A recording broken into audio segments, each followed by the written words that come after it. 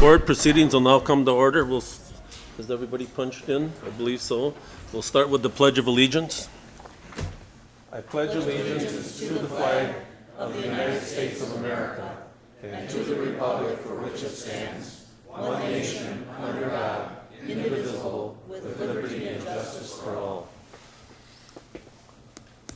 Supervisor Locke with the presentation, invocation. We come to you tonight asking for your guidance, wisdom, and support as we begin this meeting. Help us to engage in meaningful discussions, allow us to grow closer as a group, and nurture the bonds of our communities. Amen.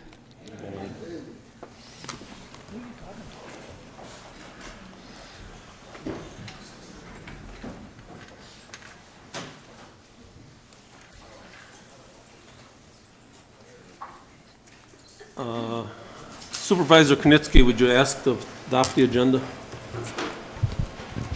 Mr. Chairman, I ask to approve the agenda. Second. Been moved and seconded. All in favor signify by saying aye. Aye. Opposed? Carried. Is there anybody from the public that would like to speak on anything on the agenda this evening? Now is your chance to talk. Is there anybody from the public that would like to speak on anything on the agenda this evening? Is there anybody from the public that would like to speak on anything on the agenda this evening? That portion of the meeting will be closed. Reports from committees, commissions, and boards. Supervisor Wingren. Thank you, Mr. Chairman. The Legislative Committee will meet on Monday, May 23rd. That's Monday, May 23rd at 8:30 at the Coughlin Center.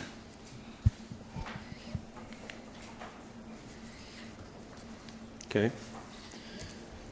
Supervisor Haig.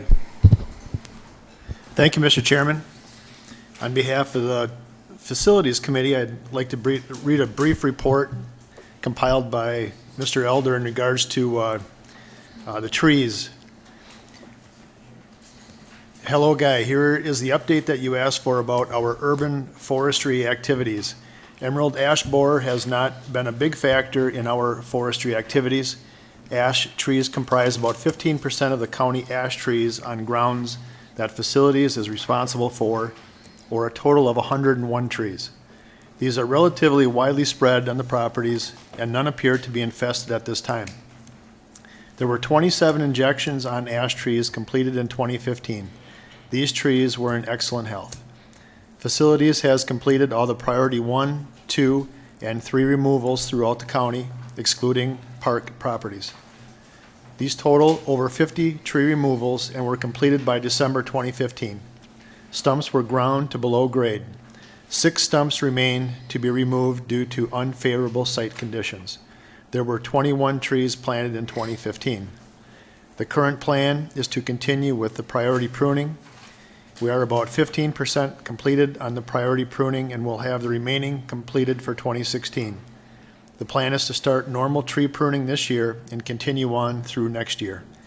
Removal of all trees will continue upon increased severity and necessity from environmental hazards.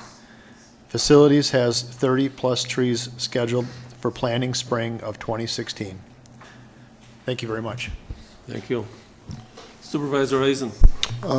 Thank you very much, Mr. Chairman. I'd like to report on the Winnebago County Health Department project entitled Rethink, which had a legislative breakfast to solicit input to enhance Winnebago County's healthy living partnership. On Friday, April 29th, I attended the Public Health Department's Rethink legislative breakfast in Oshkosh. This Rethink program was initially funded by federal and state grants, but currently is fully funded by the county. And given the opportunity to contribute my perspective to improve healthy living in Winnebago County, I brought to the table the public safety issue of re-entry of incarcerated persons into the equation with the hope that resources of the program may be channeled into this area of contemporary discussion and need. It was disclosed at the meeting that efforts are on the alert for grants to sustain and to expand work of the Rethink partnership. Secondly, I'd like to report on the Wisconsin Counties Association East Central District meeting held May 3rd, 2016 in De Pere. At this meeting, elections were held to fill 2 of the Wisconsin County Association's Board of Directors for the years 2016 to 2018. And I am pleased to report to this board, through you, that our own David Albrecht was chosen along with Fond du Lac County Executive Alan Buchel as directors for Wisconsin Counties Association for 2016 to 18. The district also elected Dennis O'Loughlin from Dane County as the National Association of Counties representative. Under current rules, votes from the other 6 districts will be combined to determine the NACO representative from Wisconsin. Previously, it was the Board of Directors that had chosen the NACO representative. Issues to follow for future legislative activity include the issue of shoreland zoning, transportation funding, treating 17-year-old offenders as juveniles, and 9/11 funding. Also expect to see more discussion on flexibility in county organizations. If you would like to discuss these issues or that event, please feel free to approach me, and I'll take the time to share what I know. Thank you, Mr. Chairman. And congratulations. I think we should all give our chairman, David Albrecht,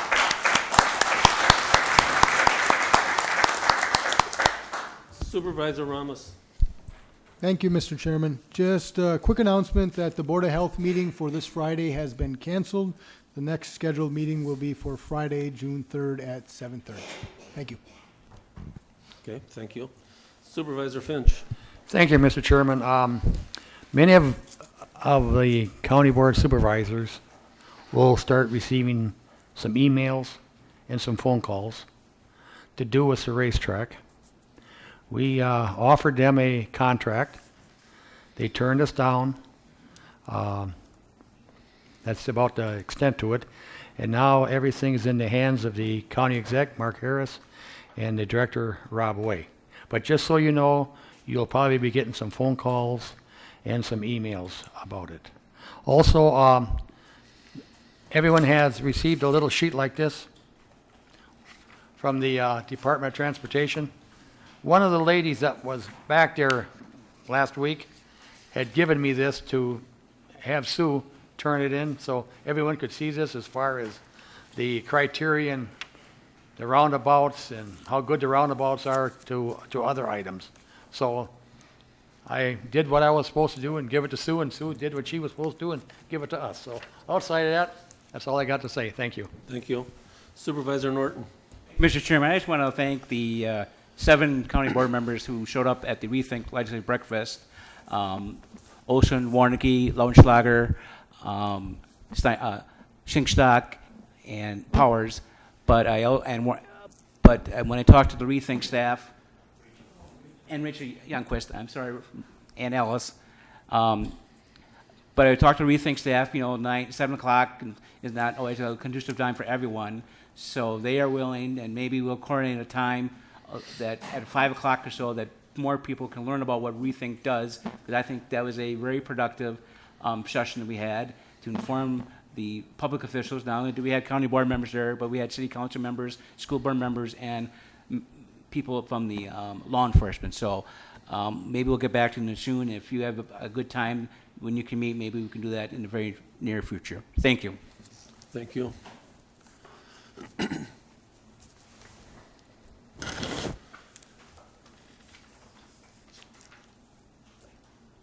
I received the application for, and a resume for District 6, which has been left empty. And I believe that tomorrow is the last day that we will be accepting them. And so we at least have somebody. A lot of times we had to keep asking and asking to get somebody to apply. So that looks good. There have been suggestions about changing seating arrangements.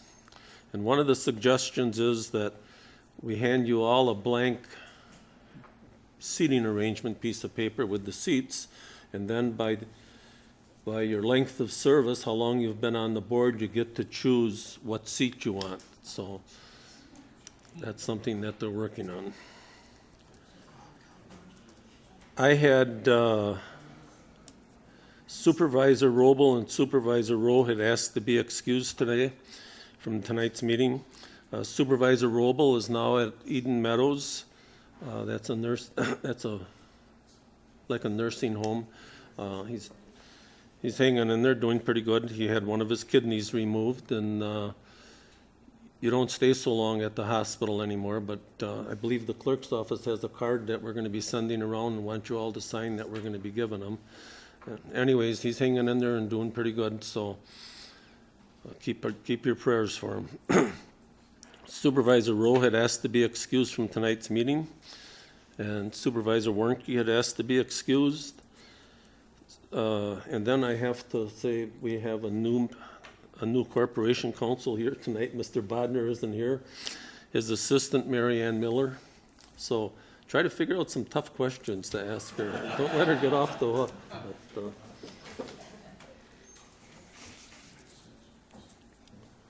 and Supervisor Eisen. Yes, Mr. Chairman, if there can be a rearrangement of the desks, is there going to be any way to enumerate who gets a choice of what chairs you want? That's probably as important as your desk location. Yeah, it'll go by where you've been here the longest. You'll get number one choice. I mean, you'll be putting in a number in for how long you've been here is your choice to where your chair will be. Well, it sounds like some old adage that says, "Be careful what you wish for," because whoever asked for this, probably the newer supervisor, Some of your colleagues finds have- out some of your colleagues have that asked for they've it. got last choice. Time and time again.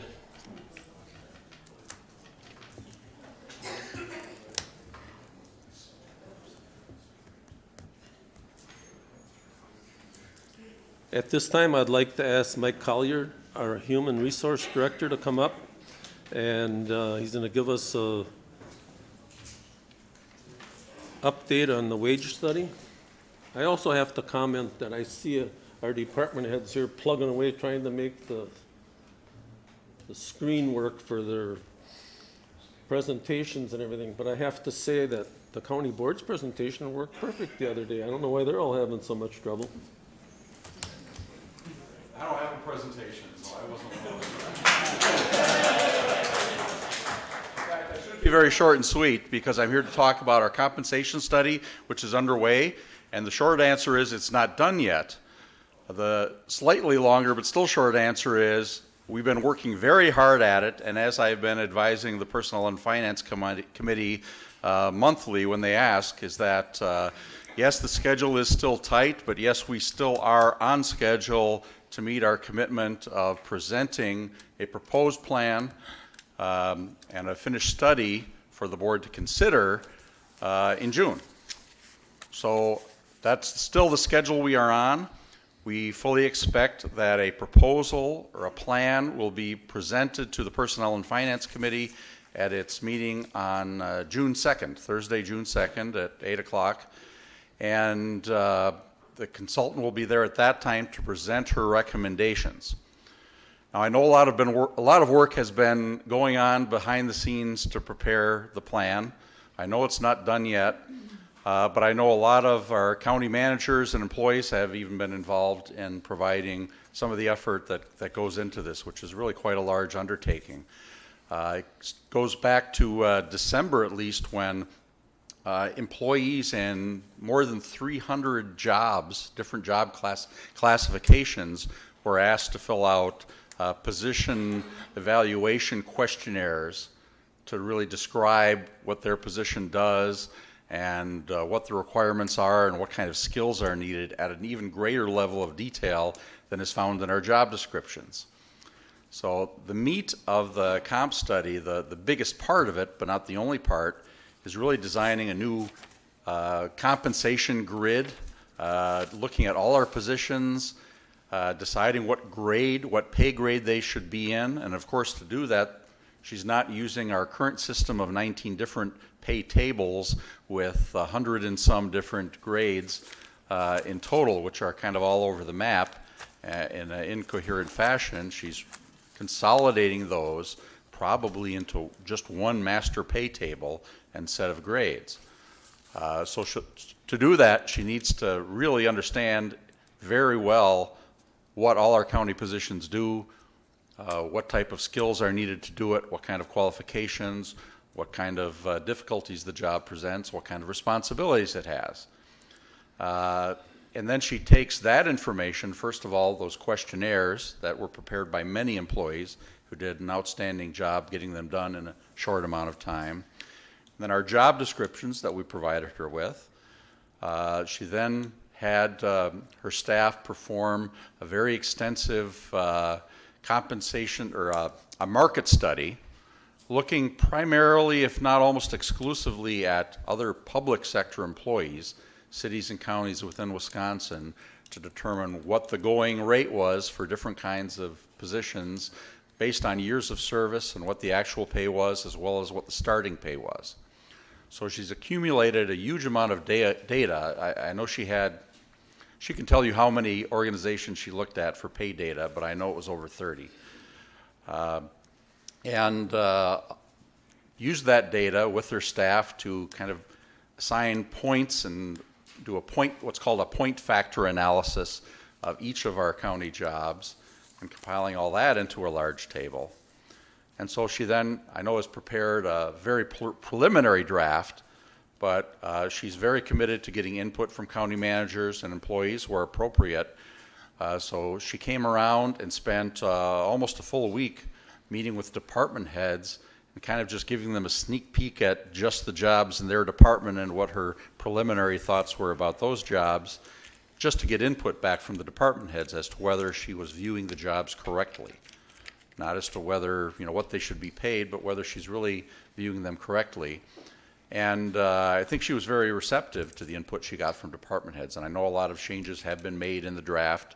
She's got input from me. She's got input from really most of the department heads in the county. Before all that was done, that wasn't even her first visit here. I think it was her third visit to Oshkosh, because she had a preliminary visit where she met with a few people in the committee. Then she had another longer visit where she met with most department heads and with groups of employees with her staff to review some of the preliminary analysis of the positions. Then after all that was down, she sent me around again to meet with, virtually all the department heads just a couple of weeks ago with questions and updates on where she was as to how she viewed those positions. So she's been through a number of drafts. It's almost ready to present. That's really kind of the guts of the compensation study, but it's not done yet. And I want to explain, I've seen this draft, but I can't disclose it because it's still very much a draft and subject to change, and so we don't want it to become a public record or a matter of public discussion before she's concluded as that these will be her recommendations. And that will be presented, we fully expect, to the P&F committee on June 2nd. So a lot of work is going into it. She's also having a part of her team of consultants look at things like what our pay rules are, how we do shift differentials, how we do overtime, A lot of those things, we really don't have, again, a consistent system. We've been more or less following a lot of the rules we used to have in union contracts in many areas. That may no longer be completely appropriate, but it's also important for us to be responsive to what the job market is. So there are a lot of considerations that go into it. She's also looking at, as part of our compensation package, what our benefit structure is, may have some advice or at least thoughts about that. She's looking at what positions are hourly and which are salaried, and doing an audit of our classification of employees by salaried or hourly. And I know we have some issues in that area, frankly, and we also have some new regulations coming out this year we expect that is going to change that quite a bit and make it a much more important issue. So lots going into it. I've seen some parts in draft as a sneak peek, and I haven't seen others. But I do expect that soon. I'll be working with the county executive to prepare a proposal as to how to implement the plan, because that's not going to be a simple matter when it's done. There will be some cost to it. We don't have a firm number as to the cost yet to initially implement it. That initial cost will primarily be, if not entirely be, people who are currently paid at a rate below what she will recommend to be the minimum rates. And we do have some jobs like that. She did find that many of our actual pay rates were competitive in the marketplace, but not necessarily the minimums or where we start. Some were, some not. So we're going to be taking a close look at that and what the implementation procedure will be. But it's been a lot of work, but we are still on track. We will be able to include these recommendations as part of the county budget for 2017. Of course, the county board deliberations, after it's presented to the Personnel and Finance Committee, could take a number of different directions. Often these plans do tend to become controversial, or at least attract a lot of attention, both from the public and very much so from employees. So we want to be ready with ability to have a communication plan to meet those needs as well by the time it becomes a matter of public record. So that's where we are, and if there are any questions, I'd be glad to answer it, consistent with the need to avoid disclosing the details that the consultant isn't ready to disclose yet. Supervisor Farley. Thank you, Mr. Chairman. In your commentary, you mentioned that we were comparing our wage structure with other counties. The criteria for that would be population, or what was that criteria? For instance, you could look at Vilas County, Forest County, etc., or Milwaukee County, Dane County. She didn't just look at the numbers in raw form. She applied statistical analysis to them, dropping out high and low and adjusting for some factors. I don't know the details of her statistical formula that she used. Okay. She'll be able to explain it to you, but I know that she used what sounded to me like a fairly sophisticated method of looking at those numbers. In reference, of the 72 counties, you said she used 30. Was that correct? Not all counties, and I'm not sure of the exact number. Okay. I'm pretty sure it's in the range of 30 or greater. We'll include that list as part of the presentation, I'm sure. But it's not all counties, it's also cities, municipalities. Okay. Thank you. Supervisor Haig. Thank you, Mr. Chairman. Mostly for the benefit of the new members, could you remind the board what the budgeted amount to do the study was, and if you could update us as to what percentage of that budget figure you are through to this point? I'm trying to think how to explain the budget, because there were amounts budgeted in certain years. I want to say 135,000 was budgeted over 2 years. I did look at that number before coming over, because we won't use anywhere close to that. We have a fixed price bid. Again, I could just look at that number, but it's in the range of $55,000 to $60,000 for the entire project, and no indication that the actual amount will vary from that. Thank you. Okay. Thank you.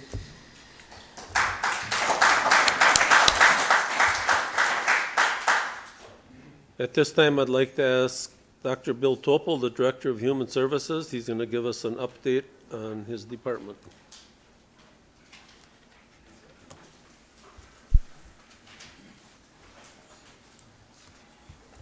Well, good evening. Thank you for the opportunity to come and talk to you for a few minutes. For those of you who are new board members, I'd just like to extend an invitation. It's very difficult for me, even in 10 or 15 minutes, to talk to you about the largest budget in the county and close to the largest number of employees that we have and all the services that we have to offer. So if you have questions, specific questions, or you'd like to come and talk with me, even older board members who have been here a while, if you have any questions, please feel free to call me at any time. We can make arrangements to meet during the day and the evening, on weekends if you need to. I'd like to answer any questions you have about the Human Services Department and what we do. I've been here now almost 9 years. It doesn't seem that long, but I've been very blessed to be here in the county and to be your Director of Human Services. I wanted to talk to you a couple minutes tonight about a little bit of the history of human services. Secondly, give you a snapshot of what we do in Human Services Department. Not an exhaustive list, just a very cursory look at our divisions. I want to talk to you a little bit about some of the accomplishments we've been able to see happen over the last 5 or so years. And then finally, just give you a very quick snippet of the budget and what I use to operate in terms of revenue and expenditures. And then I'll entertain any questions that you have. So in preparation for tonight, I had put together a PowerPoint, and it was not the problem of up here. We have technical experts that are very good, and I could have presented the PowerPoint except that the laptop that I took over from the department actually is locked into another user and I can't undo it. So I anticipated that there might be problems, so that's why in front of you, you're going to see the PowerPoint in paper form, so you can follow along with me if you'd like to. So the other thing I noted, and I was just pointed out before the meeting, that I am not presenting on June 2nd. Today is June 3rd, and I made that mistake, so that's on me. Apologies. Or May 3rd, sorry. What did I say, April? June. I'd like it to be June. Wouldn't everybody like it to be June? I certainly would. No, not June. Well, at least a little warmer weather. Okay, so where I want to start quickly is Human Services in Wisconsin is not a very well understood department. Why do we have it? Why is it not part of a federal program or a state program? Well, it is. Human Services started back after the First World War, and after the Second World War, there was a need to provide services to 3 groups.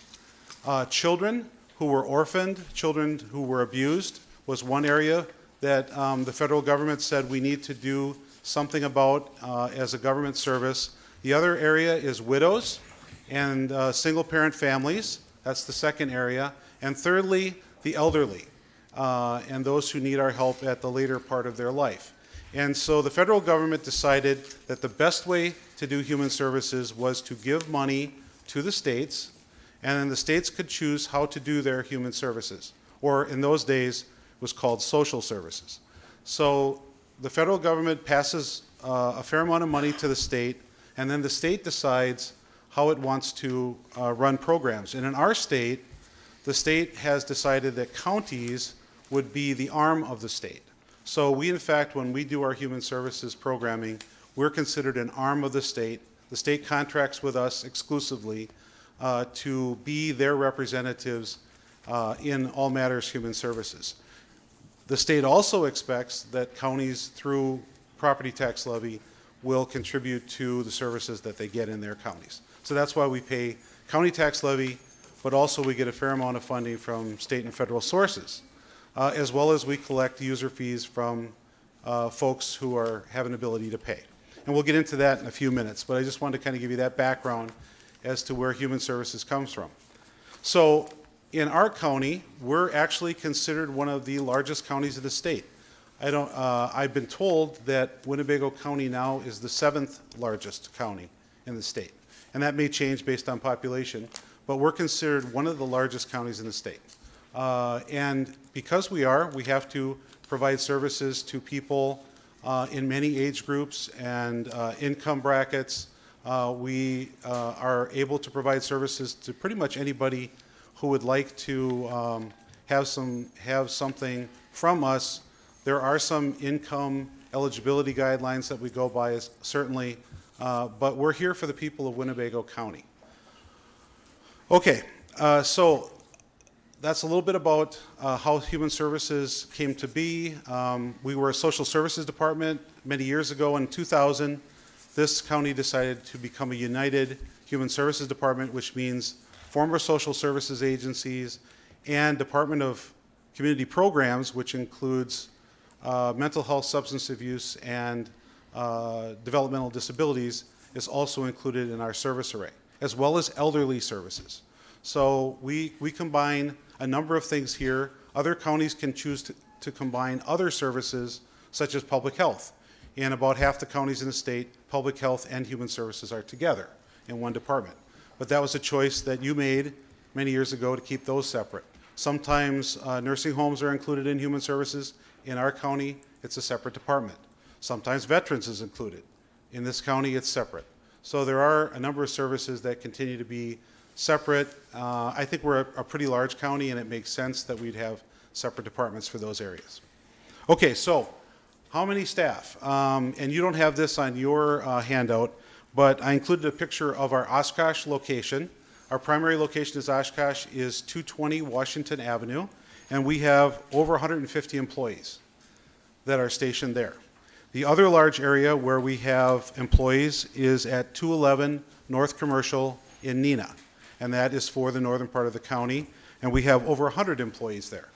We don't have every service duplicated in Neenah, but we have almost all of them. So if you're a resident of Northern County and you prefer to go to Neenah, we can serve you there. Okay? All right, so when I got here in 2007, one of the things that I noticed was that we didn't have a strategic plan.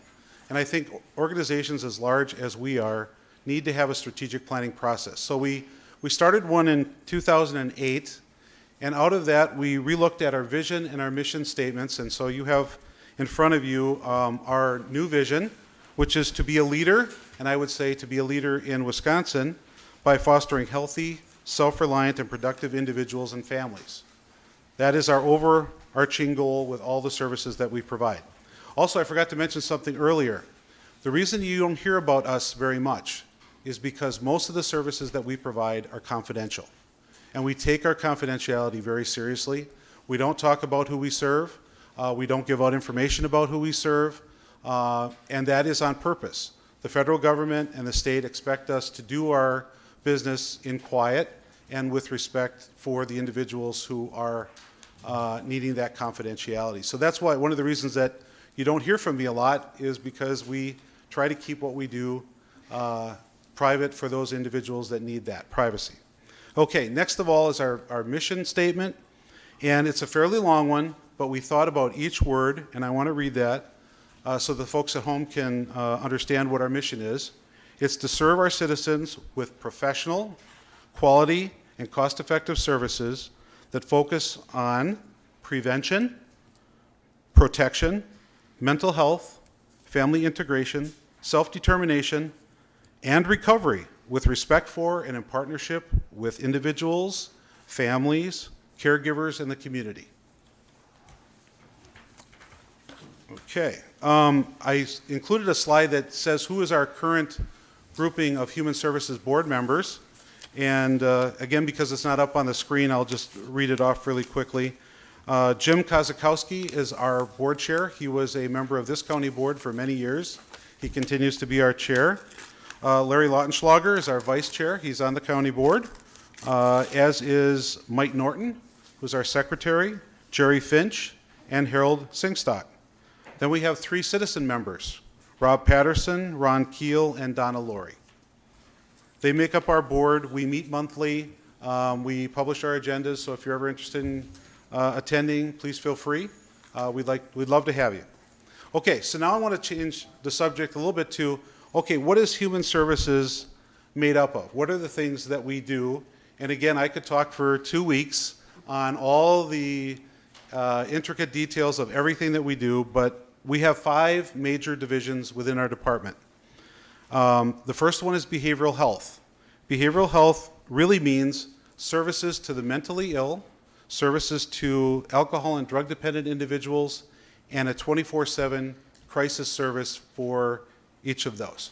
So we are by mission to serve those who have no ability to pay or who are also under the poverty level, but we can serve people in other categories as well. So if anybody has any concerns about these 2 areas, you can certainly come and contact us and we can help you find the services that you would need either through us or through private agencies. The second area is child welfare. Child welfare includes child protection and juvenile justice. And juvenile justice means children who might be involved in crimes, and we need to serve them as well. Third area is economic support. Economic support are for people who need some income assistance if they're below poverty, and maybe a single adult who has children. Also, we provide services for Badger Care to get individuals on that insurance, and also Food Share, which is an assistance as well. The fourth area is long-term support.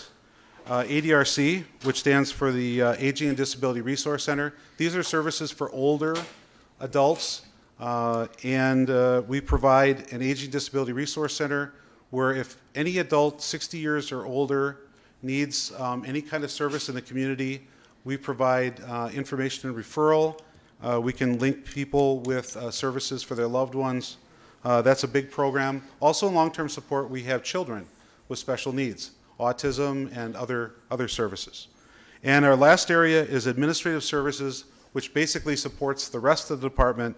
We do a fair amount of insurance billing. We have a large finance department to keep track of budget items, which is essential. We have a large number of clerical support. As you would imagine, we need to keep track of all the things that we're doing. We have reception staff in both buildings and on several floors. And finally, we need transcription for our doctors. We employ 2 full-time doctors in our behavioral health clinic, and they require transcription of their medical documentation. Okay, so next page, if you're following along, I just included some yearly case rates by division. So people want to know, well, how many services do you provide? Can you give us a snapshot? Sure. Economic support is number 1. In any given year, or in 2015, we served 32,500 cases. And a case could be an individual or it could be a small number in a family, but 32,500 for our county. And our county right now, population-wise, is about 170,000. Okay, under mental health, 4,500 cases. Alcohol and drug abuse, 2,200 cases. Older Americans and elderly, including the ADRC, 2,000 cases during the year. Children with special needs, 1,000 cases.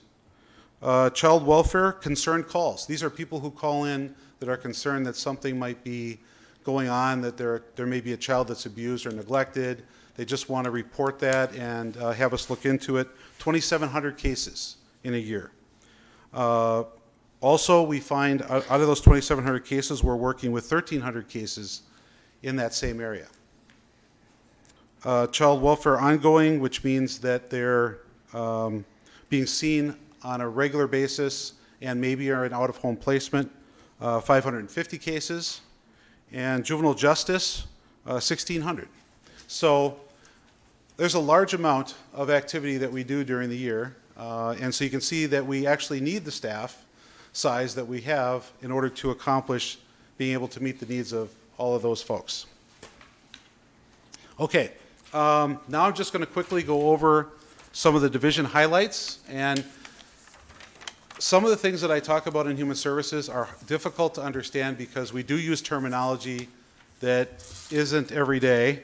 And so if you get a little bit lost, it's okay. If you want to know anything more about that particular area, please ask me. I'll try to break it down for you. But I just want to hit some of the highlights of the last 5 years, in addition to the work that we do every year. In behavioral health, one of the tasks that we were working on was to try to reduce hospitalizations for people who didn't need to go inpatient for psychiatric admissions. And we doubled the size of our hospital diversion beds, which means that we no longer have to have those folks staying in a hospital, but we actually have we actually have 2 residential facilities, 8 beds, that we have folks go to in a crisis when we can divert them from hospitalization. So we're proud of that. Saves money, and also it's better for the consumer to not have to be hospitalized if they don't have to be. We also developed a same-day walk-in service. So if anybody has a mental health, alcohol, and drug crisis, they need to be seen today. This is very unique. In fact, I think it might be the only place in Wisconsin where you can actually be seen today in a county facility. If you have a mental health or drug abuse concern, come to our office, and you'll have to wait probably a little bit, but we should be able to see you today, do some triage, some information and referral, get you set up with services, and we're very proud of the fact that that has worked very well for us. We've developed a regional consortium for a service that is for long-term clients with mental health needs. We've done that regionally with a group of counties, 5 counties from Brown County to Outagamie, Calumet, and one other county that I'm not remembering right now. But we've developed that in a consortia, which means that we can share some services and we can bill a greater amount of Medicaid, and it's actually better for consumers because services in those 5 counties are all identical. So there's no difference whether you go to a service in Brown, for this particular service in Brown or in Winnebago. Then we also provide a lot of services to drug court, safe streets, volunteers in probation, and teen court. So I put this down because I wanted to emphasize that we do a lot of collaboration with other county departments and also with the schools and other community partners. So I just wanted to reference that here because you've heard about drug court, and we do a portion of drug court, which is we provide services to some of those folks to help them accomplish their goal. And the last one is that we do have a 24/7 emergency mental health response. So day or night, 365 days a year, if you have a mental health or substance abuse crisis, you call our number and it will be answered by a live person. And if need be, we can meet you out in the community. Oftentimes we go to the hospital and we meet with people and try to see what we can do to help them in their crisis. Okay, next area is child welfare. Child welfare is the area where we are charged with keeping children safe and either keeping them home or returning them home if we have to take them out as soon as we can, as soon as it is safe. Some things that we've done over the last 5 years, we've revamped our shelter care program. We've made it a little bit larger, and we have new facilities here in Oshkosh now.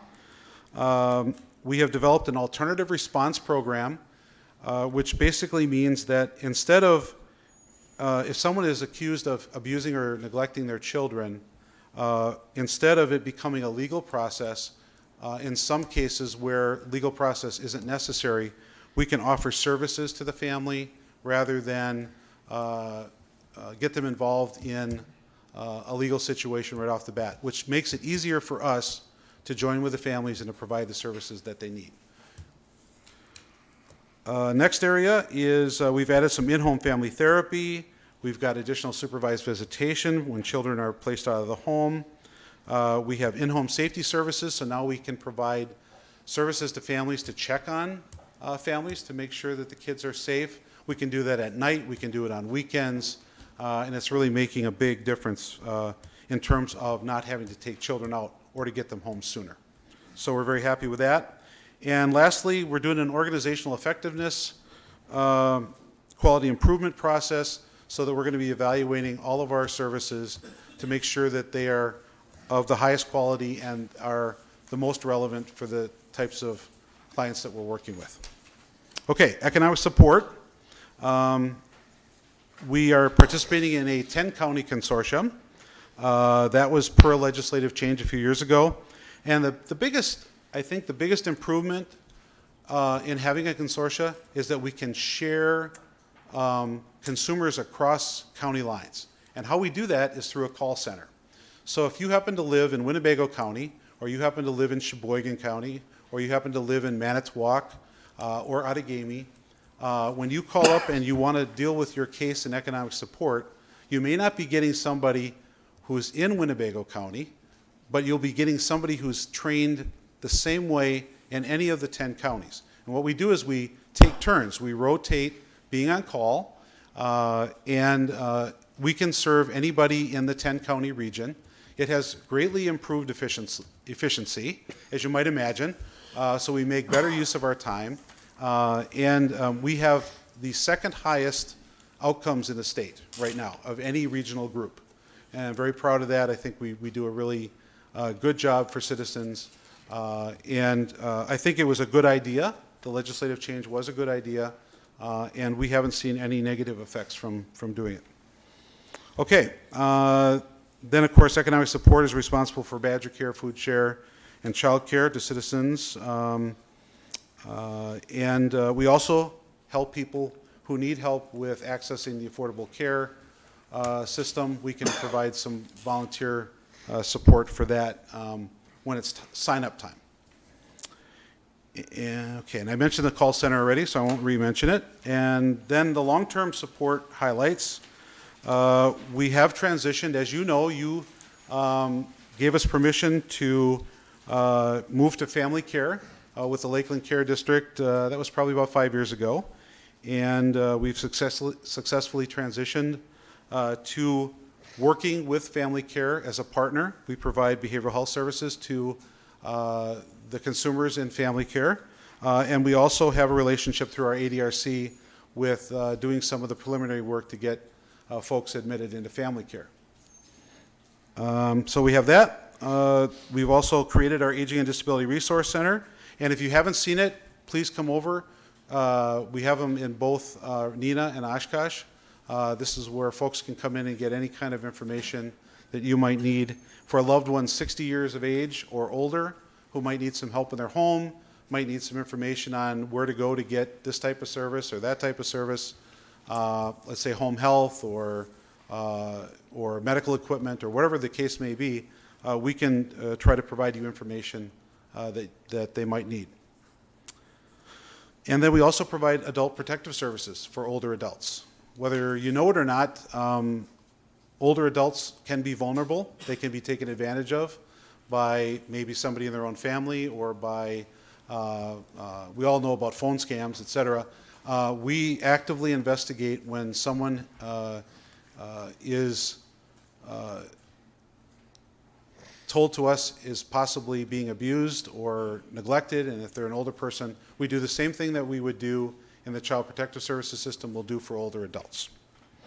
Okay, now on the page, department highlights. So we've completed 2 5-year strategic planning processes, and with the goal of trying to keep our expensive placements down and to keep our outcomes positive and our services evidence-based as much as possible. We have engaged in a variety of regional partnerships, which is certainly the state has seen as a very positive thing for counties when we can engage other counties with us and share costs and share responsibilities. It typically works out very well. We're focused on the customer experience, and we use a trauma-informed care process. What that means is that we're aware that many people who come to human services have had histories themselves. Maybe they've had histories of being abused. Maybe they've had histories of alcohol or drug abuse. Maybe they've grown up in very difficult family situations.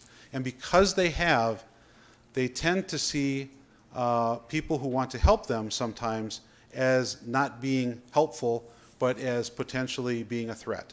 And so what we're learning as providers is to approach our clients understanding and trying to understand what their experience has been, and to better join with them, make a better connection, and hopefully have better outcomes in the process. Okay, a couple things left.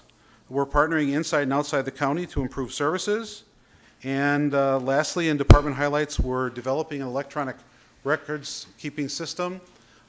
We are actually right now building our own system through the help of our IS department. And so we're partnering with them, and hopefully at the end of this year, we will be able to be online with that health record system. And that will help us going forward as well with federal grants and with reporting requirements for the state, and also just to have the ability to transfer our information to local health providers should they need our information. Okay, so last part of my presentation, and then I'll open it up to questions, is how do we utilize our dollars? And you don't have a couple of slides, I left them out. You have the last one, which kind of has the detail of the expenses in a general way in our department and the revenues. And what I want to let you know about is if you break down our revenues this past year, 6% of those revenues came from public fees, 37% came from county tax levy, and 57% came from federal and state aids. And on the expense side, I wanted to mention to you that our expenses are broken down by division. 27% of our expenses are for behavioral health, 33% for child welfare, 25% for long-term support, 7% for economic support, and 8% for administrative. So let's look at the last page, which you have, and the breakdown there by revenue. We have 4 categories: intergovernmental aids, which is the largest, a little over $23 million. Public service fees that we collect during the year when we can, $2.1 million. We have an intergovernmental service fund for specifically fraud. That's $12,000. Those are for fraud activities to investigate and for, I believe, mostly the economic support area. Then we have the tax levy of just a little over $18 million this year.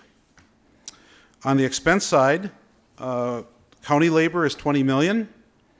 Travel is about $411,000. As you can imagine, when people ask, well, why is travel so high in human services? And that's because 60% of my workers or more on any given day are out in the community seeing folks.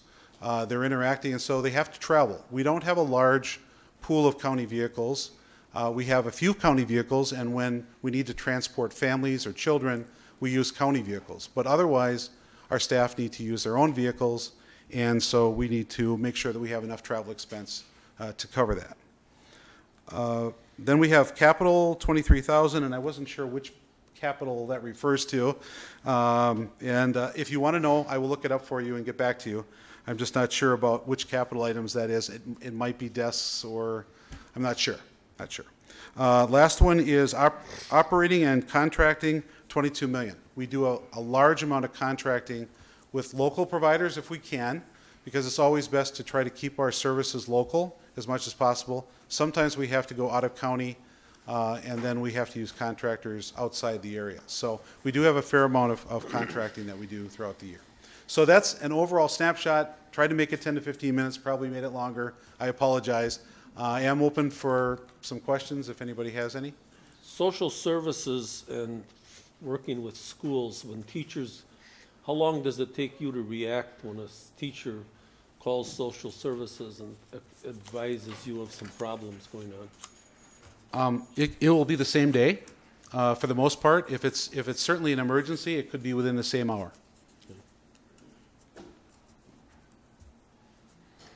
Supervisor Smith. Yes, thank you, Mr. Chairman.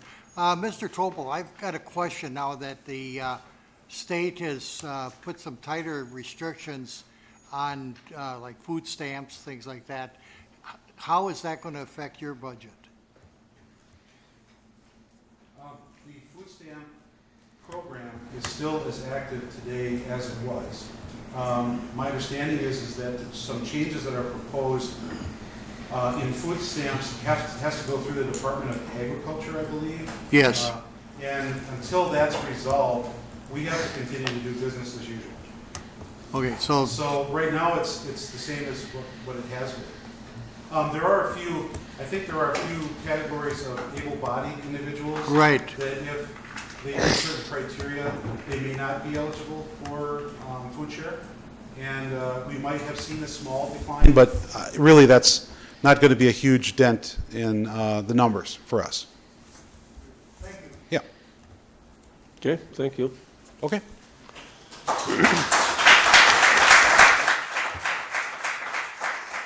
Before I forget, I have forms up here, you can come. There's a conference September 25th, 6th, and 7th in Milwaukee County for the annual WCA conference. So I wish for you to come and pick up a form if you're interested in going, and fill it out so that we can apply for it, whoever wants to go. At this time, I'd like to ask Tom Davies, the Director of the Land Water Conservation Department. He's going to give us an update on his department.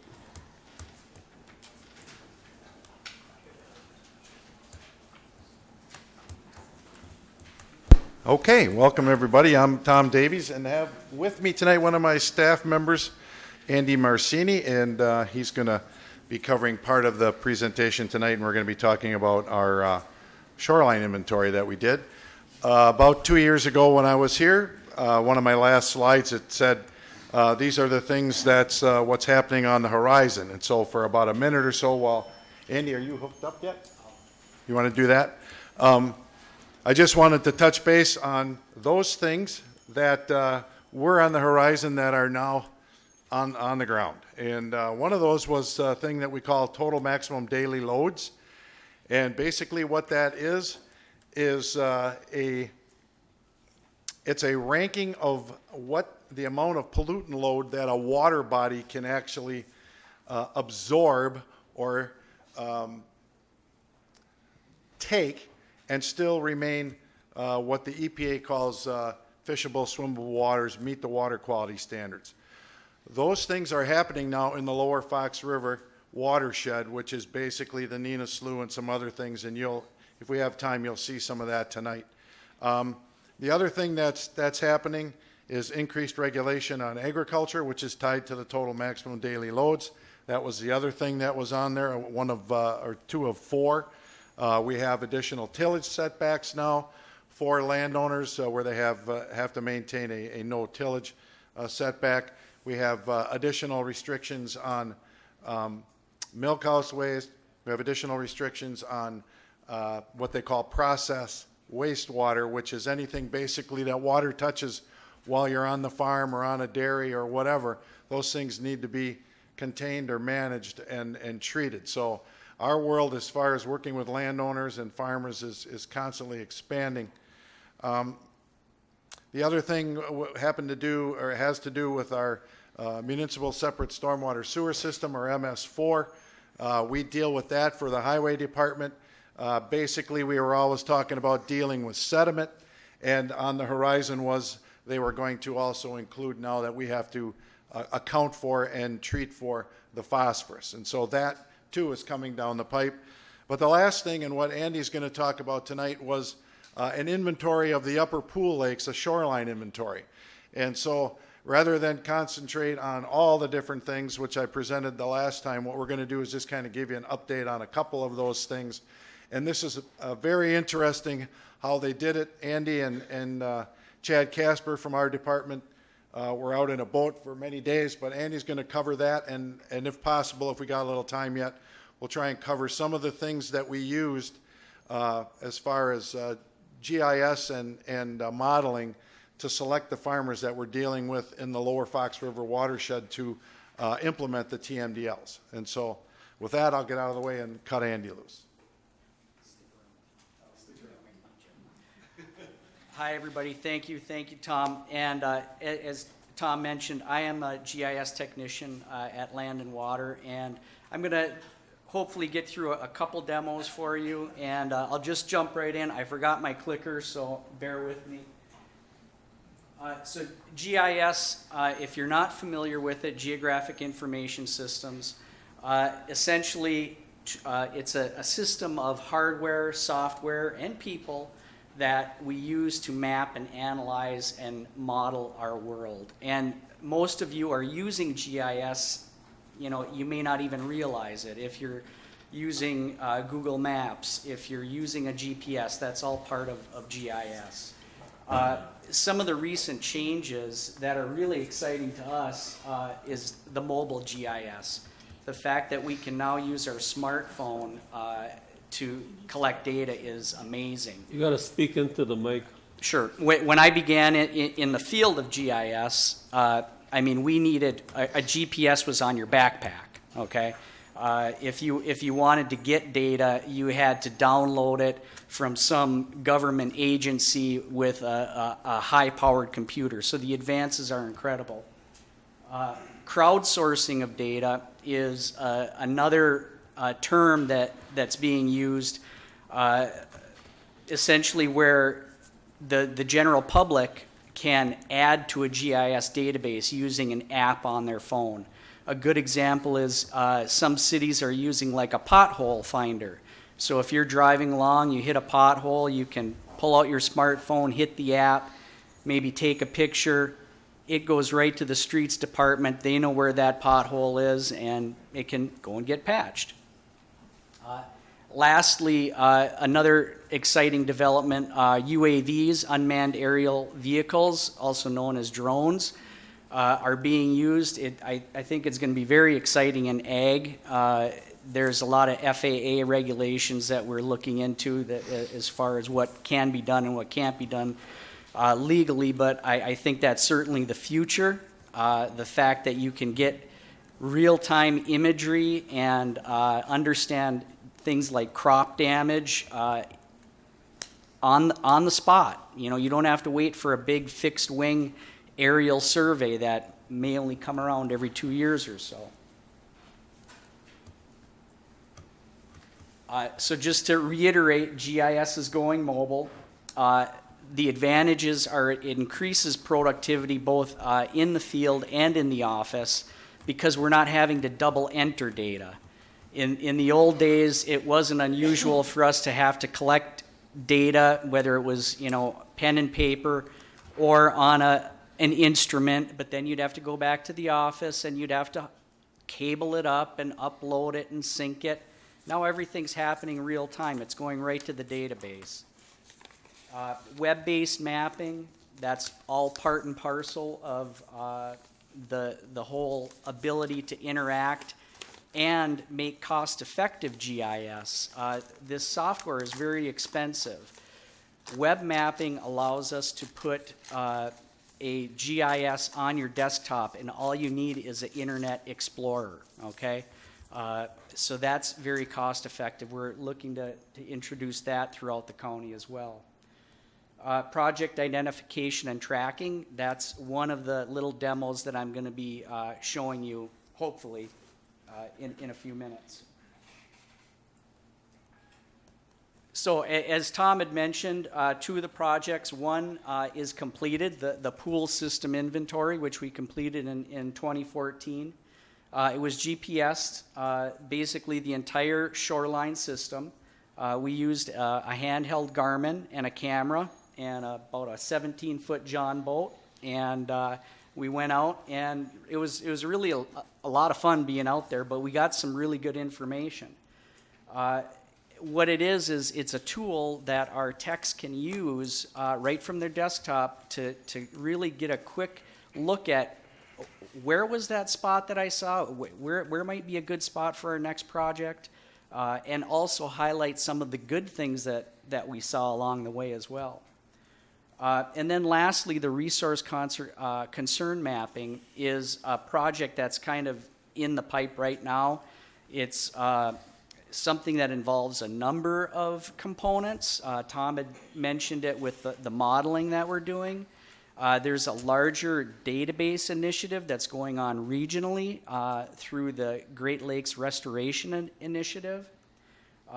And it's also in conjunction with the TMDL, which is the total maximum daily load, which is going to be a regulatory piece that everybody in this area is going to have to be aware of. It kind of began in the Chesapeake Bay area, and now we're having to deal with it.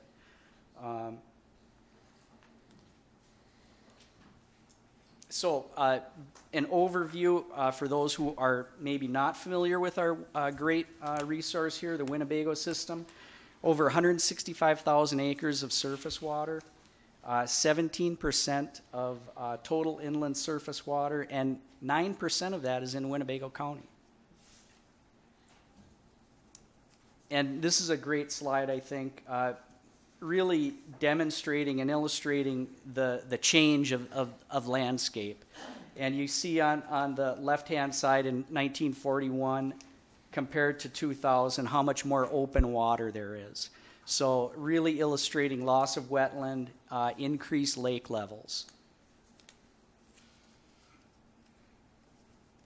So this wetland loss and shoreline erosion, some of the causes, we have the higher lake levels, wind wave action, our increased boat traffic, all contributing to these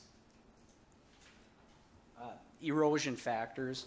And ultimately, some of you may have seen some of these things in our waterways, these algae blooms, which are really degrade the environment and are a threat to our wildlife, and certainly don't help our property values. So now a little bit more into the meat of the project. We covered over 150 miles of shoreline. We took over 3,000 photos, and it took us about 17 days, almost 3 weeks to complete the field work. Some of the new technology that we used was the ARC Collector app, which is the actual mobile app that I'll hopefully get to show you. And then as well, ArcGIS Server and ArcGIS Online, which would be the web-based piece of the technology. The old school GIS, the foundation, we've been using that for a long time at the county, but these were a couple new pieces that we added. And our project was also a partnership.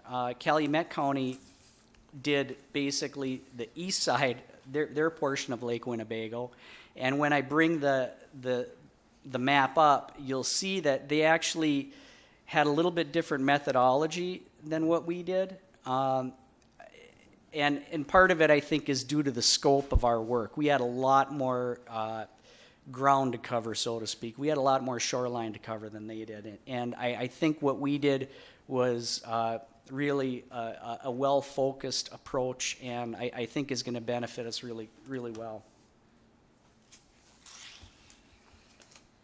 So during the inventory, we essentially were looking at three main things. Vegetative buffers, which would be in the middle of the screen there, and that could be native plants, it could be trees, it could be shrubs, essentially creating a barrier between your lawn and the waterway. And we looked at the width, and this was all done by estimating. So we're going along the boat, we're looking at the shoreline, we're taking pictures about every 5 or 10 seconds so that we have a continuous shoreline.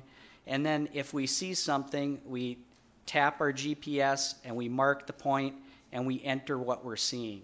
And all of this is automatically being uploaded to our database. Erosion rates, if we saw some areas of erosion, we would note that, and the same for the man-made features. So now, cross your fingers, we'll see if the technology gods smile.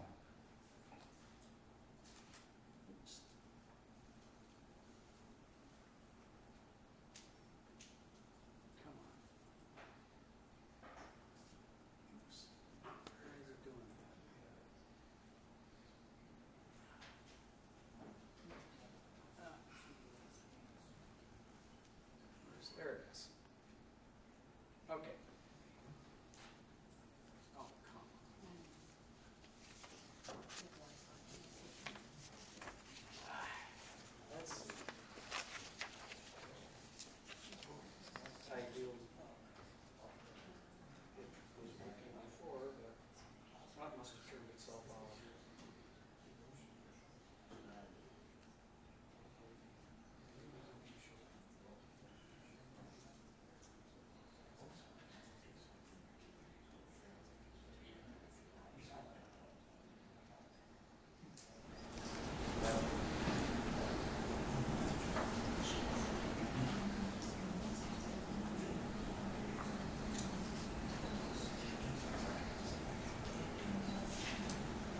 There it goes.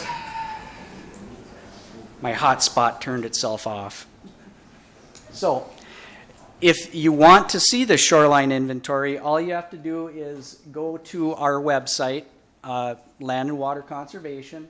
You'll see there's a best management practices and the shoreline habitat link.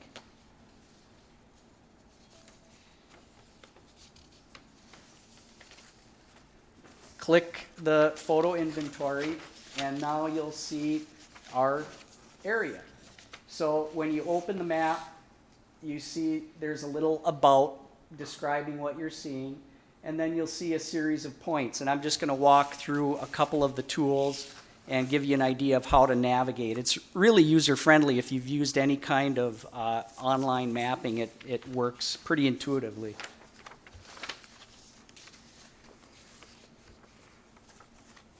So the first button I clicked is essentially showing your legend. So we've got our erosion types in the lines from low to high, vegetative buffers, the widths that we observed, and then any erosion areas that we saw along the way. So I'm just going to zoom into an area of interest, and we'll take a look at a couple spots.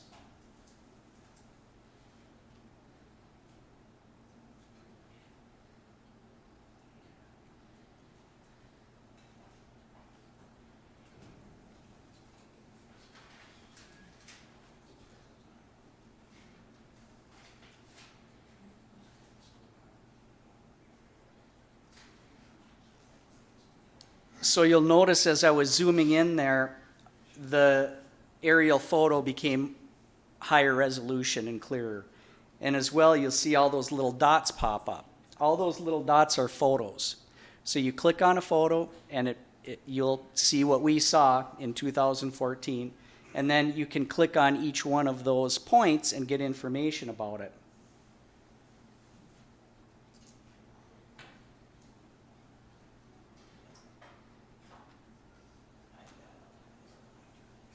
So I just clicked on that little red triangle, which was a severe erosion spot, and you'll see that we noted where it was, the date, and it was a severe.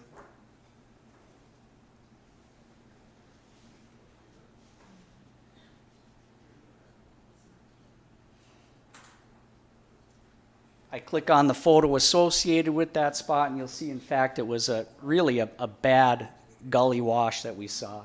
Now, that in itself is valuable, but then when you combine it with the aerial information, you really get a whole picture of what you're seeing.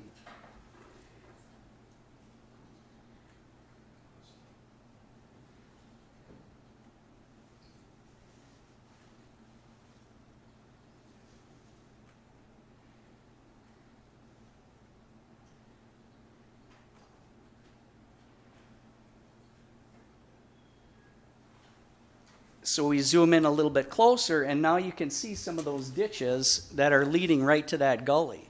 So obviously, there's some things that are going on in that landscape that we could probably help that homeowner address.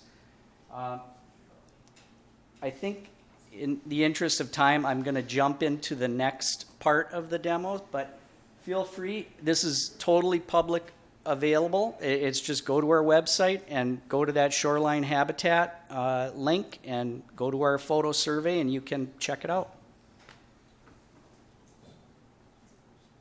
And do you want to explain how you use that timer for setting your distance and things like that while you were taking? Oh, sure, yeah. We just had a little timer that would basically beep every 5 seconds for us to snap a picture. We had a tripod set up in the boat, and the camera was GPS enabled, so essentially every photo has that geographic coordinate, and we would just, beep, click, so you would go to bed at night hearing a beep, so.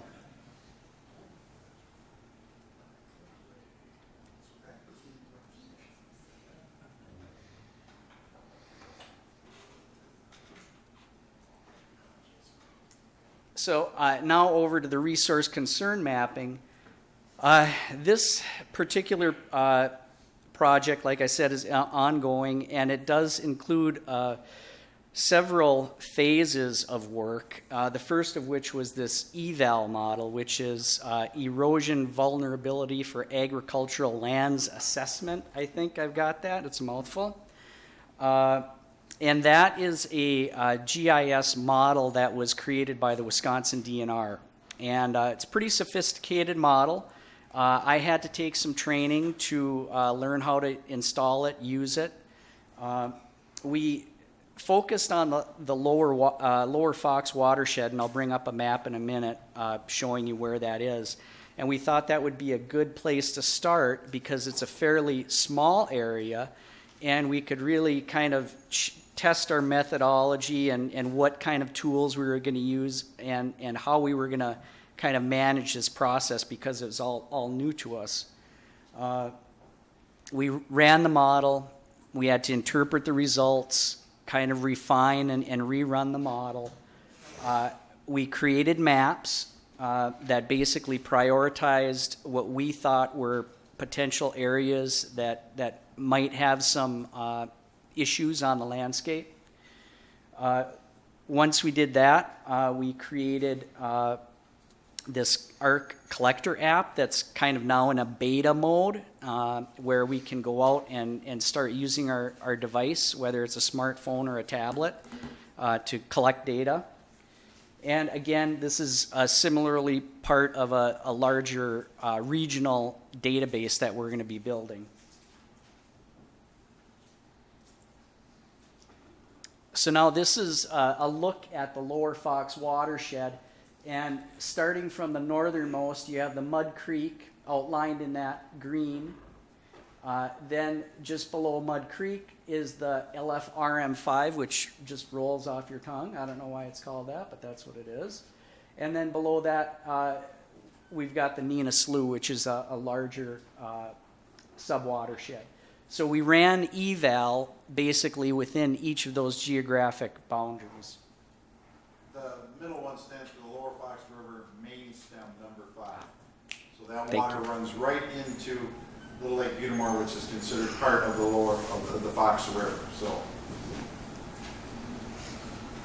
So as far as what went into the model, essentially your data sources, you've got elevation as a key component. LiDAR data is recommended. LiDAR, if you haven't heard of that, is light detection and ranging. It's essentially a form of sonar that basically, or radar, that is very, very accurate and collects just huge amounts of data. We're actually going to be getting some, I believe, should be this fall. We should have that data. Or you can use standard elevation data, as Tom likes to put it, poor man's DEM, which I created just from topo data, and that worked just fine for us. Precipitation data, we gather that from NOAA, basically 10-year precip data. Soils data is, it takes into account soil types. And lastly, national cropland data. And I always try to remind myself and others whenever we're working with a model. I love modeling, whether it's, airplanes or cars or anything like that, but in GIS, it's still just a model. It's a good idea of what we think is out there, but it doesn't replace ground truthing. It doesn't replace going out in the field to check. But it really does help us to focus our efforts so that we're not spending time where we necessarily shouldn't be. It helps us to engage citizens. We've created these maps, and we've held some meetings based on this eval tool to get some engagement on where some of these things might be occurring and what we might do to correct them.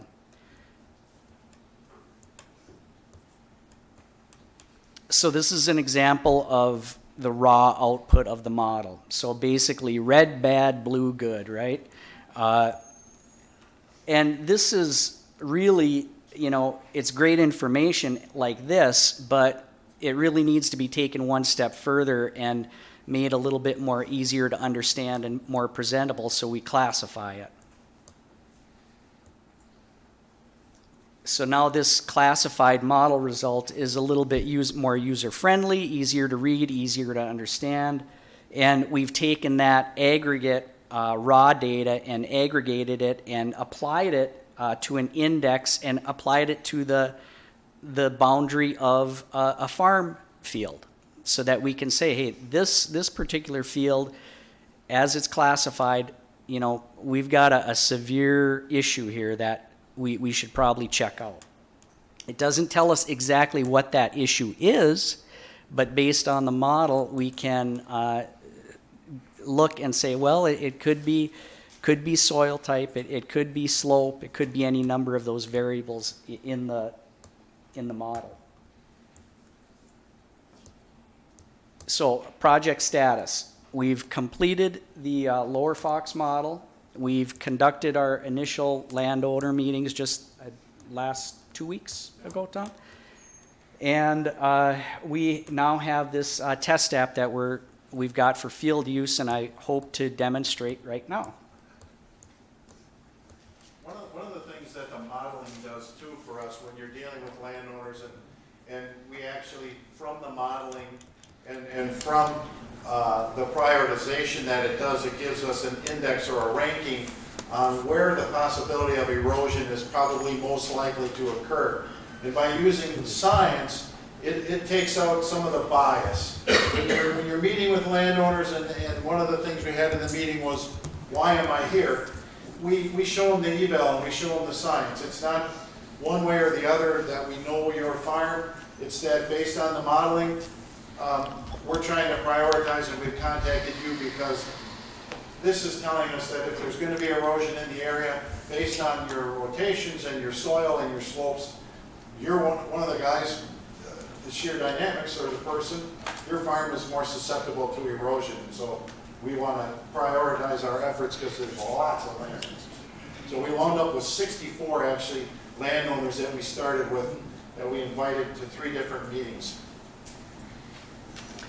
So this is, I'm going to demonstrate the app and ignore my 60,000 unread emails. I get a lot of spam. So we open this app, and you'll see these are a number of the apps that we have. And I've got the resource concern map on top, and then I heard some mention earlier about some of the Winnebago County trees. Winnebago County Trees was actually using this app that we developed to manage the maintenance items. So I'm just going to open the resource concern map, and now if you should be able to recognize that eval inputs that we had created, I can zoom in, and these are some of the higher areas of concern in red. And similarly, just like the other shoreline map that I showed you, you have the ability to turn layers on and off.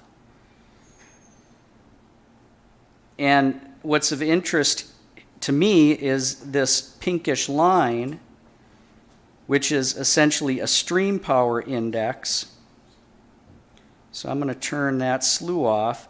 So now you'll just see that line. So how this is helpful is that we can have our agronomist or our tech have that map with them in the field, and as they're going out to the field, they can go directly to where these areas of concern might be, rather than, in the old days of, you've got your maps in the plat book and everything in the pickup truck, and that's great, but then you're out in the field and you're walking around, and every field kind of looks like the next after a few hundred of them. But this way, we know exactly where you are. And then, let's just say that instead of being in this great historic building, we're actually out in the field. I'm going to zoom to where we are, and you'll see it automatically takes us to our location. And because of these rather thick stone walls, I'm not getting a very good location, but it's incredible. If we were outside it's very accurate. It really is. It's uncanny. I'm pretty impressed with it. So what the person would do in the field, if they saw something, a concern, they would add a new feature. Let's say they saw some erosion. They would go ahead and indicate what they were seeing. Let's say they saw a gully. They would add some notes. They could add any kind of estimates as far as depth, etc. And then finally, they can also take a picture of what they're seeing. Okay? That all gets done, submitted. The updates are sent. This is now in our GIS. I don't have to do anything. It's there. Okay? I want to change it. I can go ahead and I can change it. I can edit. There's my item. I can go ahead. I can edit. I can delete. I can change the information. All live. All right to our database. So it's really slick. We're really impressed with what we're able to accomplish with this, and think it's going to be a great tool for us.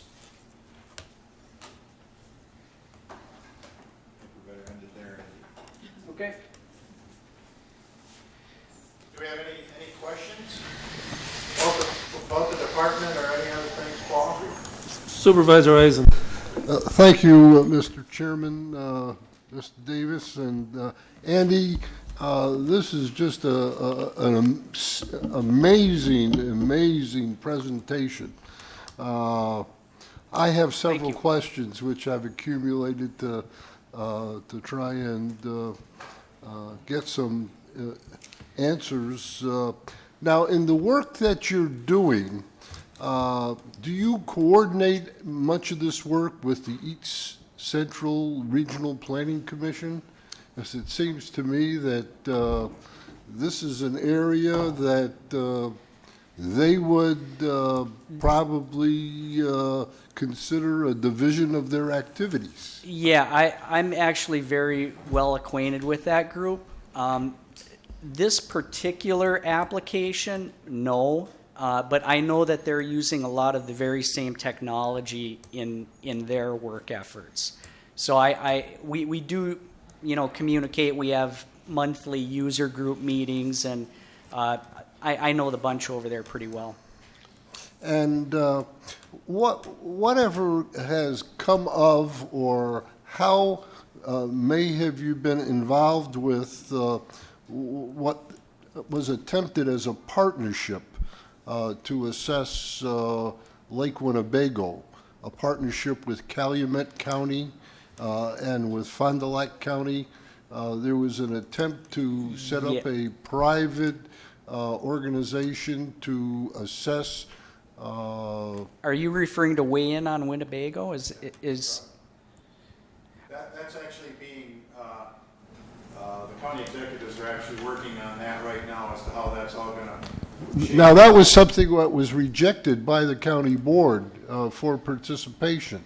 Am I on the same There was a funding request connection? for that, for an individual as a coordinator, and Yes. our county chose not to, the board chose not to leave that in the budget, and but things are going forward with the other two counties, and we're trying to figure out a way to get everything kind of Now, homogeneous. does the data that Andy collects go into this matrix of analysis for? Well, it'll be, yeah, it's inventory data, and what it does for us is it gives us the ability now, as we look at shoreline projects, we're very similar to what the eval on agriculture. This inventory, if we need shoreline work, will help us identify where the worst situations are and what we should be addressing first. And another question too is, how is the department and how are we They're adapting? complaining you have to talk in the mic. how are we adapting to those DNR regulations, the sealing of shoreline zoning and involvement, where local ordinances and resolutions have been limited by the state legislature, saying that you can't restrict the footprint of a property in the event it needs to be replaced. How is this impacting the work that? It doesn't really impact our work as much as it would be involved with planning and zoning and their shoreline zoning jurisdictions, so to speak, based on that. Well, it does impact mitigation efforts that counties would set as a standard. That you can't exceed the standards of the DNR. Right, and again, that's the stormwater and the shoreline zoning, and that would be handled by the zoning department. Typically, if we're working on a shoreline, we would be working with that person to do a restoration on the shoreline or possibly put in a buffer of native plants. When it comes to actually regulating the shoreline, then it would fall under the zoning department as far as the shoreline zoning or the DNR. If in some cases, Paul, what we are going to do sometimes requires a permit. And then we would have to work through a Chapter 30 permit with that landowner in order to be able to do some of the things we want to do on the shoreline. But that other part, we don't really get too involved with. It's more through the shoreline zoning. Thank you. Why have they picked Waverly Beach to be one of your where your drones are going to be operating, first of all? No, Paul lives at Waverly Beach, that's why I said. Supervisor Haig. Surveillance, Mr. Chairman.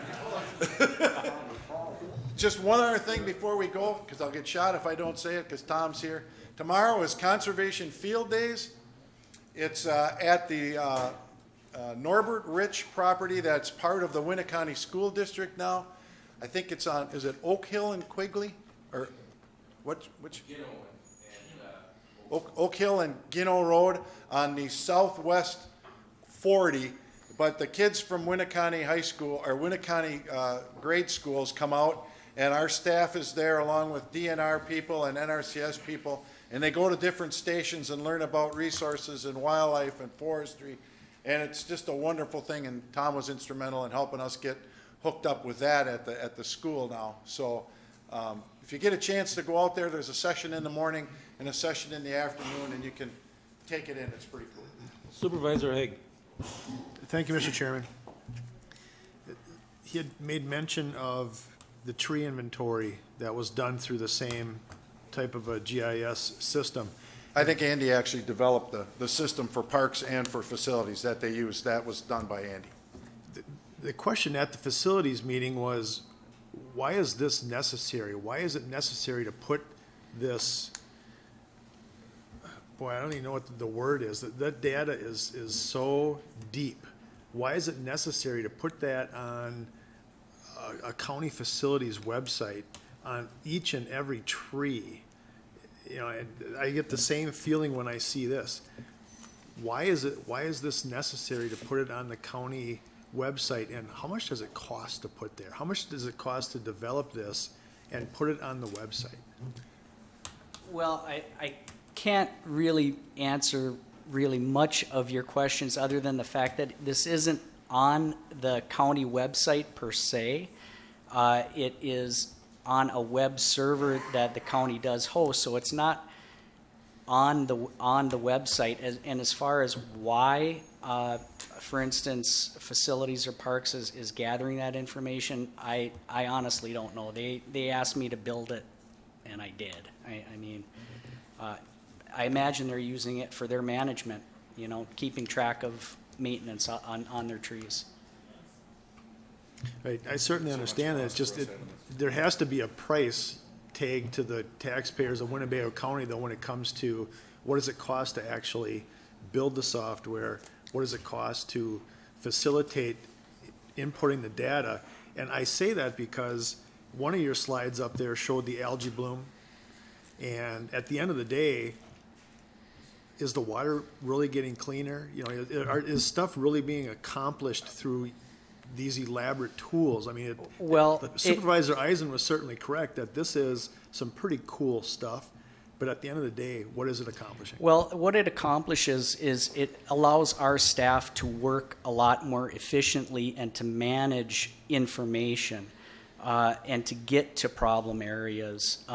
One of the biggest issues in resource management is keeping track of inventories and inventory items and keeping track of maintenance. By keeping track of when maintenance is occurring on a tree, for instance, having that access right away, you save time and money by not missing maintenance or by maybe over-maintaining something.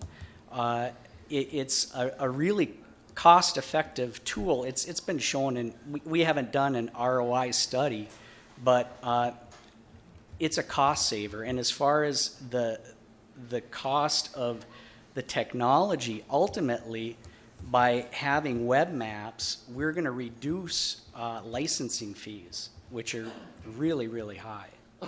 So I mean, I see it. I don't have a cost analysis in my back pocket, but this is a cost saver. And to develop these things is not really that expensive. It's very, very quick deployment. Supervisor Eisen. Thank you again, Mr. Chairman. And Andy and Tom, I'd like to put you and the board and the citizens on notice that the lake fly is back to the North Shore. Supervisor Barker. Thank you, Mr. Chairman. One thing I have to say about algae, and if this is coming from what you guys are doing, it's wonderful. My district runs right down to the lake, to Lake Winnebago. And it isn't any more than, 7, 8 years ago, where I would get calls from people, and you're not going to believe me, you will, but these people probably won't believe me. I went down to see what all the problems were about, and there was a dog. God only knows how. The dog walked across the algae. It was a medium-sized dog. Walked across this algae, never broke through it, just walked across and got to the other side. Now, nothing like that seems to be happening anymore. I know we still have algae, and we probably will. We can't get rid of that. But it certainly is better than it was. I've been on land conservation for, 20 years or something like this? And I think these guys are doing a remarkable job and coming up with every kind of money there is to save taxpayers money and not having any more dogs walk across Lake Winnebago from one side to another. Yeah, but would you know, I went down there to see what was going on and didn't take a camera with me. If I would have had a camera, I probably could have been on television and everything else. Because you don't see a dog walk across algae like they're walking across the plank real often. So, hallelujah, you guys. Keep up the good work. Okay, thank you.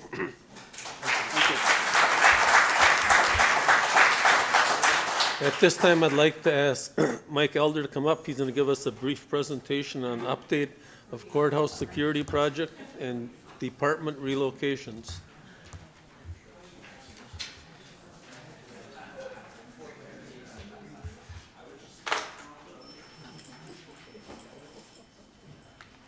It'll just take me a few minutes. I wanted to put up a couple of pictures that you have already.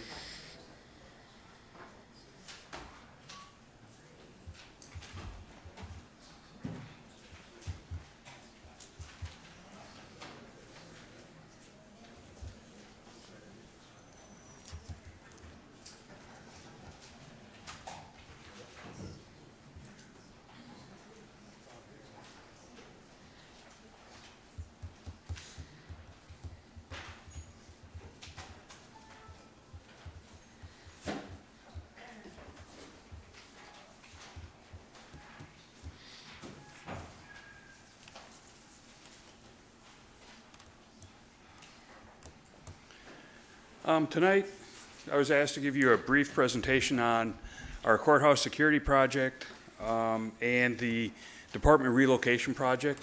And I think you might be pleased to know it will be kind of brief. We're just getting started on these projects. Just to recap this a little bit, the courthouse security project has been a career-long project for me. We started, I think, the year after I started here, about 16 years ago.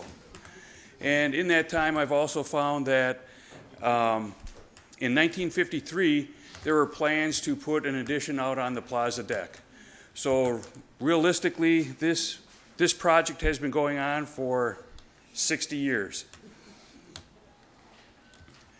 This project, like I said, originally started in 1999. It got more importance when in 2001 we had the World Trade Center attacks, and the thought of terrorist activities or violence coming to public buildings became a much greater concern. We've had about 4 different attempts to get it done in various years. And they were turned down for one reason or the other. Finally, in 2015, this project was approved to build an addition on the plaza deck to allow for a way to screen visitors to the courthouse, to have it done outside of the weather. The way the courthouse was set up, the original entrance to the courthouse actually faced Jackson Street. So there was a big grand entrance. When people started using their cars more, they would park now behind the courthouse, and the main entrance to the courthouse actually shifted just by use to the back side of, we were coming in the back door. And as you can tell when you come into the courthouse, there really isn't any room inside the building structure itself to do much of anything.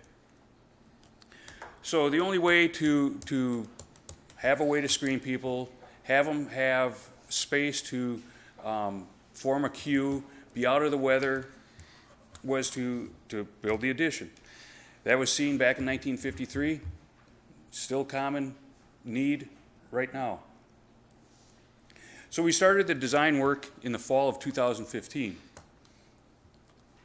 The work was completed probably late January, and we moved forward from there. The courthouse is a historic building, so it made it a little bit difficult to get the project through the state review.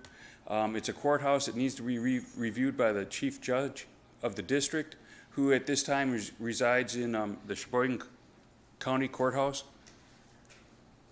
We got all the approvals. The design was approved in late winter, and we went out for bid. And the first picture I'll show you is, this is a rendering of what the building will look like that is going to go up on the plaza deck.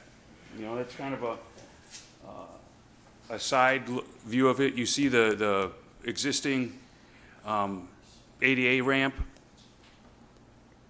It looks similar to the courthouse, but one of the requirements we've got for historic preservation is new construction can't detract from the old building.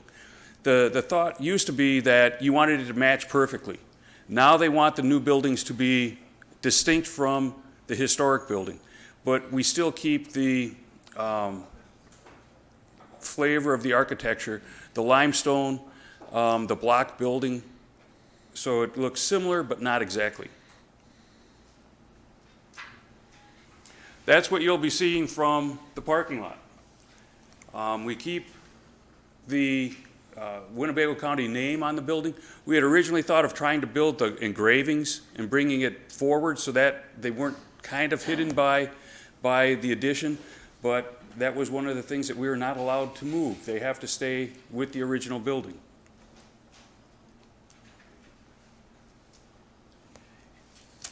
This is the basic floor plan. If you look at it, we're going to have 2 sets of doors. The one that you see on the left is going to be the entrance door. People will come in through that door, go through a magnetometer, pass their carry-on or baggage that they're bringing with them through an x-ray machine and be processed through as quickly as possible. There will be a deputy there to oversee it, and there'll be other individuals to process the baggage through the equipment. There'll be a little cubicle that is a center point for the courthouse security. It'll have monitors for cameras throughout the building. It'll have electronics that they can listen for the alarms, see the alarms, switch the cameras to the doors that are alarming, see what's happening there, connect themselves to dispatch at the jail, and get response people here. It's also set up that if something happens outside the courthouse, we'll be able to have a panic switch and the courthouse will lock down. If something will happen inside the courthouse, the same thing will happen. Some of the challenges that we got when we were doing the design, and there were really just two big ones that came up, was somewhere in the history of the courthouse, the parking lot was raised 3 feet. So what we found was the drainage really isn't great in the parking lot anymore.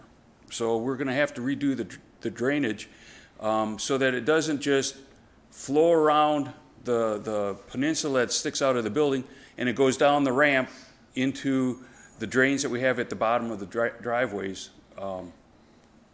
Those were never really designed to drain the parking lot. And if you walk out, you can kind of see where the rainwater rushing around the sandstone has actually started eroding it. So we're going to have to try and fix that problem with the drainage.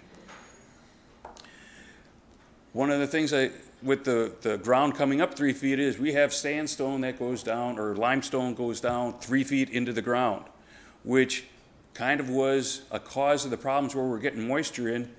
It's a very porous material. The moisture goes in, wicks up, and creates problems in the sandstone, limestone above ground. One of the things that we can't do is we can't remove that limestone. The Historic Society says, you know, somebody put the dirt there, maybe in 50 years they'll want to take the dirt away, and we want the limestone right the way it was when the place was built. So that's going to be an interesting exercise in how are we going to try and waterproof that, because whatever we do has to be removable. So we've had some challenges with it being a historic building, but we've overcome them, I think. So the project went out for bid in February, and it was a trying project. We actually extended the bid date twice, because what we're finding is right now that the construction industry is swamped with work. When the bids came due in late March, we only got one contractor to submit a bid on it. And that was after we've gone out and actually called other contractors saying, we've got this project, we'd like you to bid on it. Would you consider it? They've even taken out the plans, but we only got one contractor to respond. That contractor is Myron. They're a big company in Neenah. They've done some work for us in the past. And we've been working with them right now to flesh out their bid, make sure that all the costs and all the work that we want done is included. And it's kind of a challenge, because when we got this project approved, we approved it in two separate lumps. One lump was the plaza repairs, and the other lump was the courthouse security addition. And if you think of it like building your house, it's real hard to determine how much of the cost of building your house is the walls that surround your living room, and how much is the walls that surround the rest of the rooms. So with it being two separate sources of funds, we have to try and break out those costs to make sure that we can charge them to the right accounts. Right now, the indications that we've got is that the budget's going to be really, really, really tight, and that there might be a possibility of me coming back to you for additional funds once we get this all sorted out. I'll be talking to the Facilities Committee at their next meeting about that when we get the budget all sorted out. The other project that I was asked to talk about was the department relocation project. For the new members, what the plan was to move all the non-court related functions out of the courthouse so that the public visiting the courthouse for going to get a marriage license at the county clerk's office wouldn't have to go through the same kind of security screening as the people coming to the courts would need to. So there's about 5 departments that we need to move out of the courthouse. And in line with courthouse security, we wanted to try and keep the public access in the building as low as possible so that you only bring the people that need to be in the courts. So a lot of people visit the child support office, the clerk of courts. Those would be relocated down to the first floor in the place of the county clerk, register of deeds, the treasurer. The non-court related functions would be moved over to the Otter Street building. What we've got right now, we've hired the architect. We've gone through with all the departments, reviewed their needs, and figured out how they're interacting with all the departments that they will be working with. And now we're in the process of trying to see how they will all work in the administration building. And then we're also trying to see how the court-related functions that are staying in this building are going to be working with each other and laying that out in the courthouse. What we're hoping to do is have the design all done by mid to late summer, be able to talk to the department heads and let them know what it looks like we can do to accommodate their needs and how it all works, and basically give them another kick at the cat to make sure that we've got everything that they need to make the project work and their departments work efficiently. And then we'd be going out for bid in fall with the work to be phased in so that we can get the departments out of this building so that we have space freed up so that we can move the departments in this building that need to move to make room for the departments that are in the safety building to come over. So it's a real dance that we're going to have to be working with. In all the meantime, keeping the departments in the Otter Street building operating and the departments in this building operating. So it's going to be a challenge for everybody. And I guess I'll take any questions if anybody has any at this time. Water popping up right and left. Oh. Supervisor Powers. Thank you.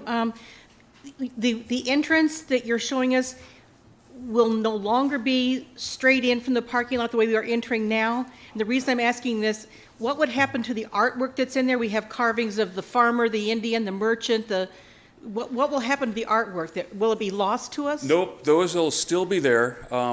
Will we see them? Yes, you'll see them. Okay. That's all I want to know. That was one of the things that we had wanted to move them out so that people could see them more from the parking lot. They'll get but washed.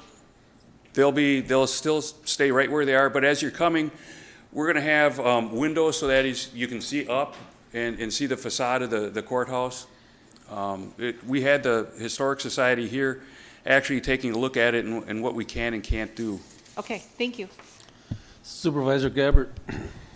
Here goes, Mike. I crunched some numbers, and I just would like you to verify some things with me. I know you talked about the longevity of this project for the courthouse security and the deck, and we had a little flack a meeting ago or two about the Parkview Health Center nurse call station that we had a budget increase in when we got the final bid. So you being the guru that you are, here's my numbers.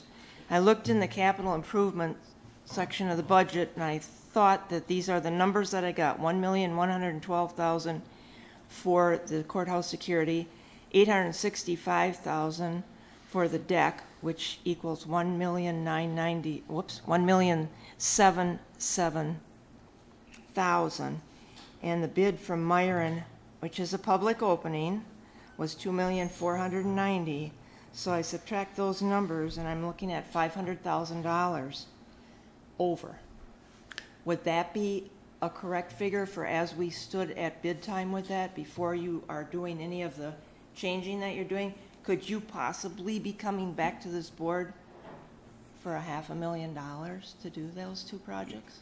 No, I don't believe so. Okay. What happened when Myron bid the job, because this is historic preservation, they got two numbers for redoing the handrails Okay. out on the plaza deck. They took the highest cost one, which was to remove the rails and do all of the paint and corrosion removal by hand and using solvents. That came in like $400 and some thousand and 6 months worth of time. When we started talking to him, we said, oh no, there's different ways that you can use mechanical removal processes to clean up the handrails. And that price came down significantly. Okay. We're still looking at making sure that they understand what is acceptable and what we can approve with the historic requirements. We would not be coming back for $500,000. Wonderful. Thank you. Thank you. Well, I see you're already securing it. You got red ropes tied across the entrances downstairs, or red velvet ropes. And yes. Anyways, thank you. It was a good presentation.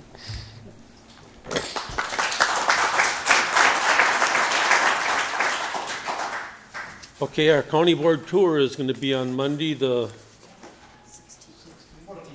What's it? 16th. On Monday the 16th, and then our regular business meeting will be on the 17th. And remember, I have forms here for you if anybody's interested to going to the WCA annual conference. So if somebody's interested in going, come and pick them up. Supervisor Knitsky. Thank you, Mr. Chairman. I move to adjourn till May 17th at 6 p.m. Oh, I'm sorry, Supervisor Gordon.